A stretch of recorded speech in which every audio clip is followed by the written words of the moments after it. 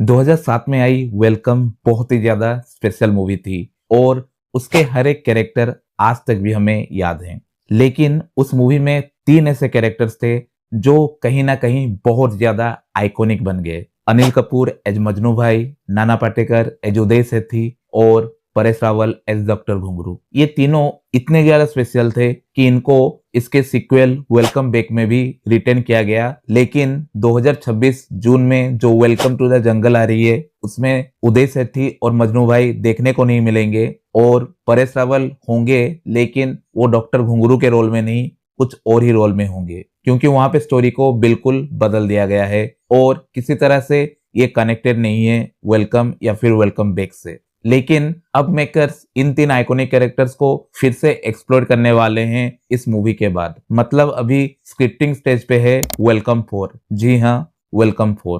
तो ऐसा फील हो रहा है कि मेकर्स इन 3 आइकॉनिक कैरेक्टर्स को एक्सप्लोर कर रहे हैं बहुत ज्यादा, सिर्फ इस फ्रेंचाइज को आगे बढ़ाने के लिए। मतलब नॉस्टैल्जिया के नाम पे ऑडियंस को थिएटर तक बुलाएंगे और वहां पे राइटिंग पे या फिर कॉमेडी पंचेस पे या फिर कैरेक्टर्स पे कुछ पे मेहनत नहीं दिखेगा। सिर्फ नॉस्टैल्जिया के नाम पे ये लोग फिर से वेलकम फ्रेंचाइज की और एक मूवी बनाने जा रहे हैं। यहाँ पे नॉस्टैल्जिया तो ये लोग खेलेंगे ही, पर उसके साथ साथ एक बहुत बड़ा इशू ये हो रहा है कि जो कैरेक्टर्स हैं और उनके जो आइकॉनिक स्टेटस है वो कहीं ना कहीं हैम्पर हो रहा है इस तरह की मूवी से। अगर आप वेलकम देखेंगे और वेलकम बैक देखेंगे, दोनों में जमीन आसमान का फर्क था। वो चाहे कॉमेडी पंचेस हो या फिर इन कैरेक्टर्स की राइटिंग में, क्योंकि जहां पे वेलकम में उदय भाई और मजनू भाई शरीफ बनने की कोशिश करते रहते हैं, इसलिए वहां पे जो डायलॉग्स आते हैं वो बहुत ज्यादा फनी लगते हैं। लेकिन जिस तरह से वेलकम बैक में उन्हें ट्रीट किया गया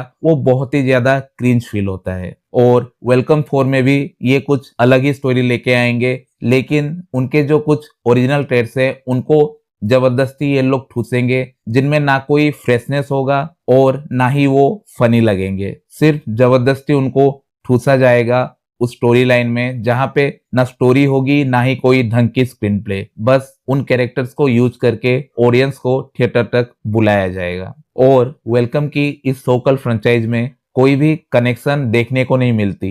वेलकम और वेलकम बैक, चलो एक तरह से उन्होंने इसे रिलेट कर दिया था, लेकिन वेलकम टू द जंगल पूरी ही अलग स्टोरी होगी और वेलकम 4 और अलग स्टोरी, क्योंकि वहां पे फिर से नाना पाटेकर और अनिल कपूर और परेश रावल नजर आएंगे उनके आइकॉनिक कैरेक्टर्स में। तो ये लोग बस ये कैरेक्टर्स को यूज कर रहे हैं और इस फ्रेंचाइज का नाम यूज कर रहे हैं कुछ भी मूवी बनाने के लिए, ताकि ऑडियंस फ्रेंचाइज और इन कैरेक्टर्स को देखने के लिए एक्साइटेड हो जाए और इन लोगों को कुछ पैसे मिल जाए। तो ये हम कह सकते हैं कि एक बहुत ही कैश ग्रैब अपॉर्चुनिटी है इन लोगों के लिए। कॉमेडी में जब राइटिंग और कैरेक्टर्स के एक्सप्रेशन कुछ यूनिक और नए होते हैं तब ज्यादा वो फनी लगते हैं, पर जब रिपीटेटिव वही चीज आप दिखाते रहोगे तो एक तरह से वो बोर लगने लगता है। ऐसा लगता है कि ऑडियंस को कहीं ना कहीं धोखा दिया जा रहा है फ्रेंचाइज के नाम पे, और कुछ ऐसा ही वेलकम फ्रेंचाइज के मेकर्स कर रहे हैं फिलहाल। तो ये था मेरा ओपिनियन कि किस तरह वेलकम फ्रेंचाइज के मेकर्स अपने आइकॉनिक कैरेक्टर्स को एक्सप्लोर कर रहे हैं, ताकि ऑडियंस को बार बार वही सेम चीज दिखाते रहे कुछ भी स्टोरी और स्क्रीन प्ले के साथ, भले ही उनका कोई कनेक्शन हो या फिर ना हो। तुम्हारा क्या ओपिनियन है इस बारे में कमेंट सेक्शन में जरूर बताना, ताकि एक हेल्दी डिस्कशन हो सके इस टॉपिक पे। मिलते हैं और एक वीडियो में, तब तक के लिए take care, bye bye and enjoy movies.